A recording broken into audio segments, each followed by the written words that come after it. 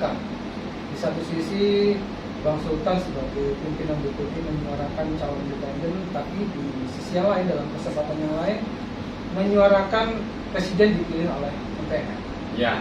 Itu gimana ya? Di satu sisi Iya betul.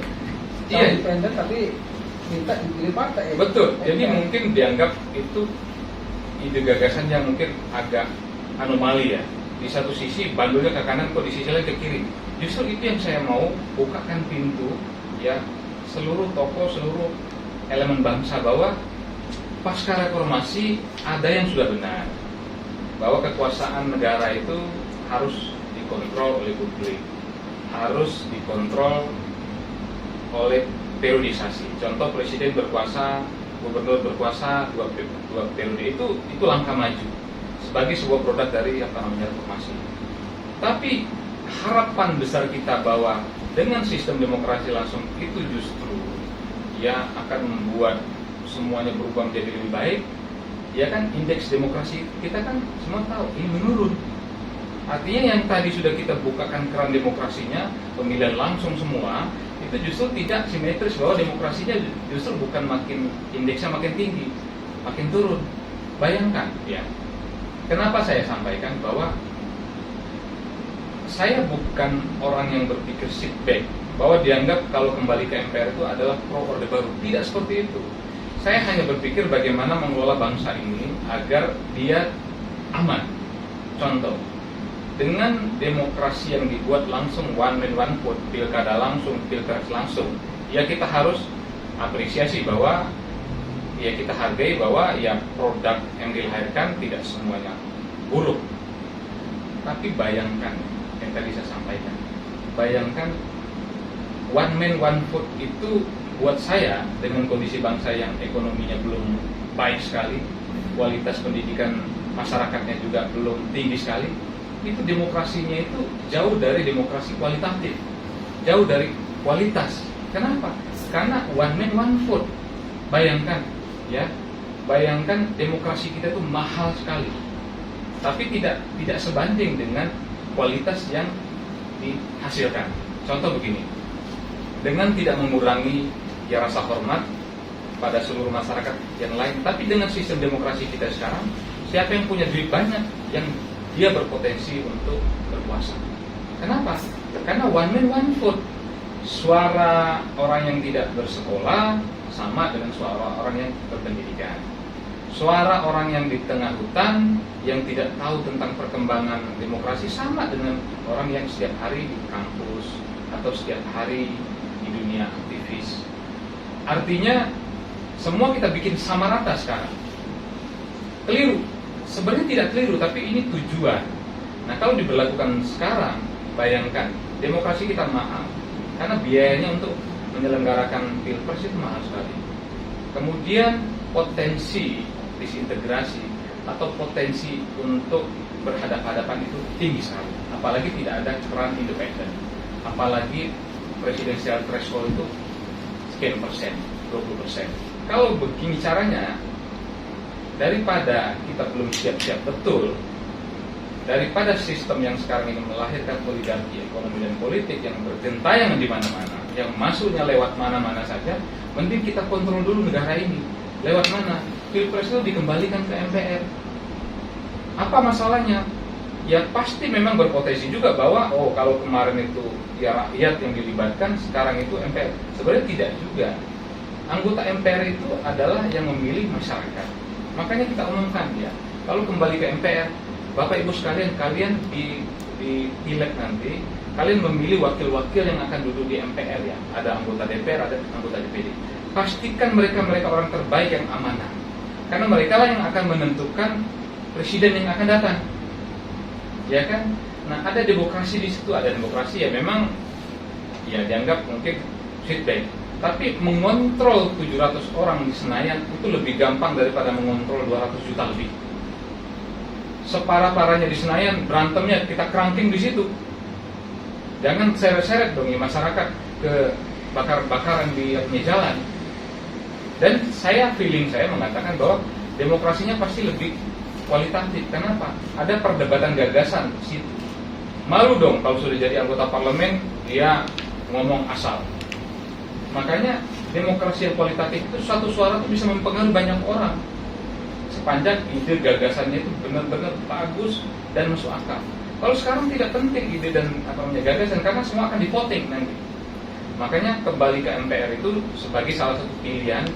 Itu kekhawatiran saya bahwa apakah demokrasi kita akan terkontrol terus dengan sistem langsung begini. Makanya Bandulnya itu pilihannya ya ada dua. Atau sudah, kalau kita tidak mau berpikir bahwa kembali ke MPR, ya sudah buka keran seluas-luasnya saja. Bahwa jangan ada lagi parliamentary threshold, atau jangan ada lagi presidensial threshold 20%, bikin 0%, atau buka keran untuk capres independen. Kalau itu fair, di satu sisi kita buka betul kerannya, ya kalau kita tidak mau setback yang tadi.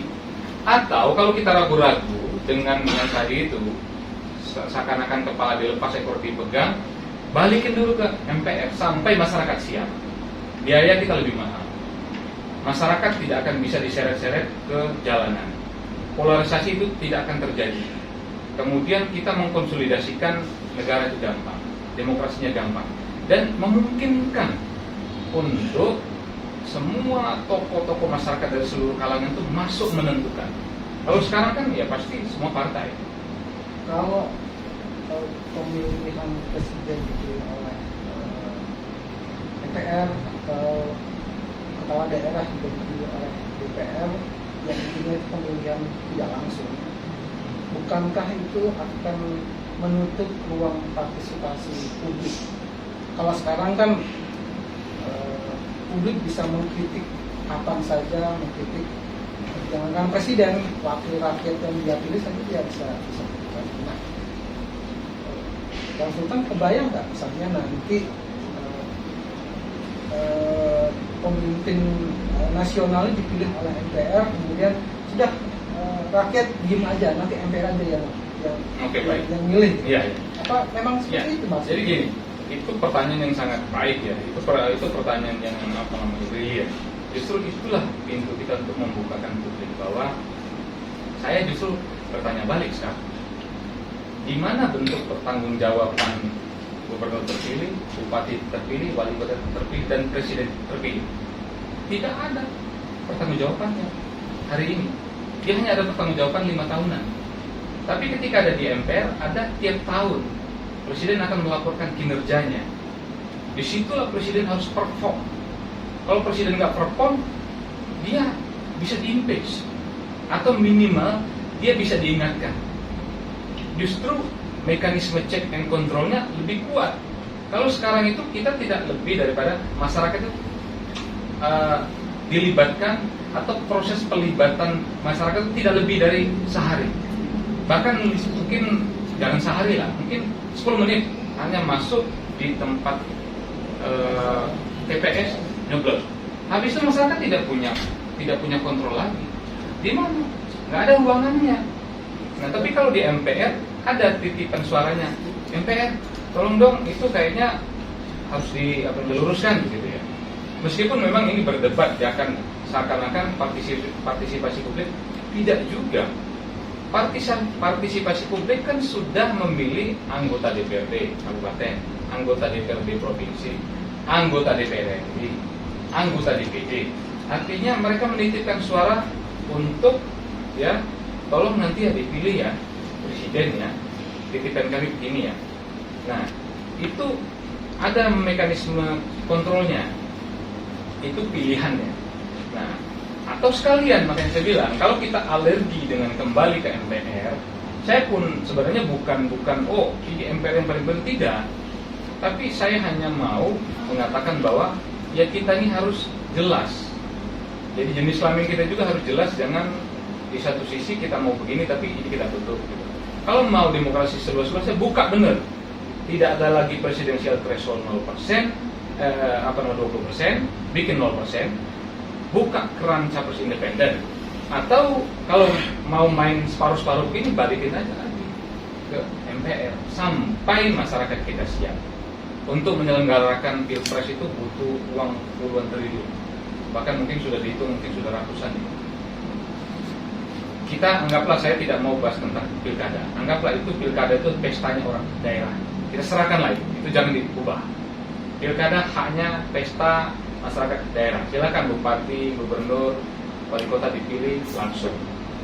Nah, kalau mau dihitung-hitung pilpres itu biayanya puluhan triliun. Masyarakat itu terlibat tidak lebih dari sehari. Mohon maaf, sebagian masyarakat kita ini memilih kan tidak semua karena rasionalitas.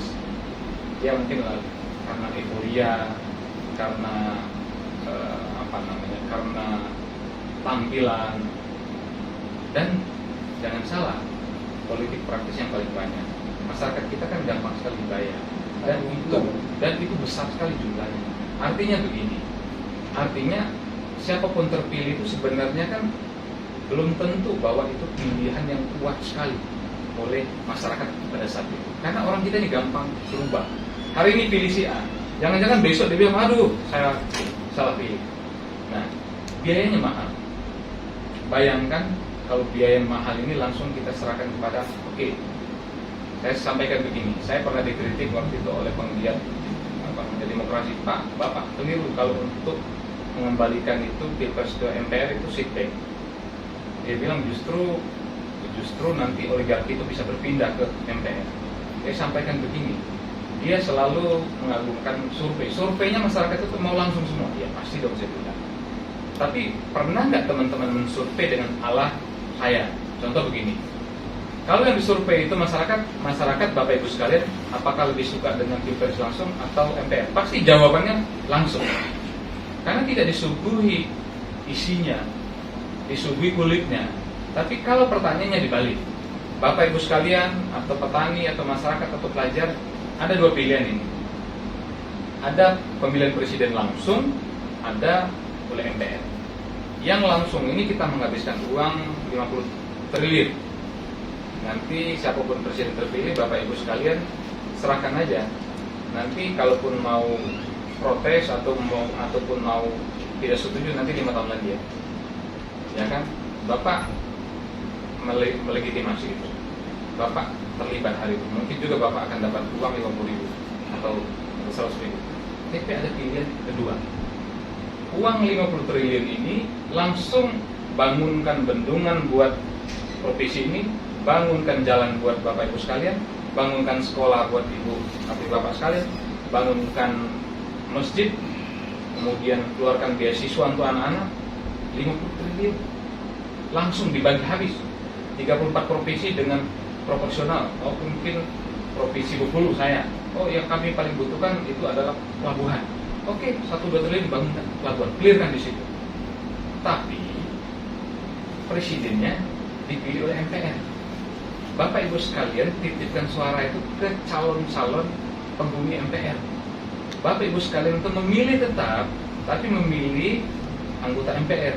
Nah, karena anggota MPR nanti yang akan memilih presiden, makanya hati-hati, jangan mau dibayar.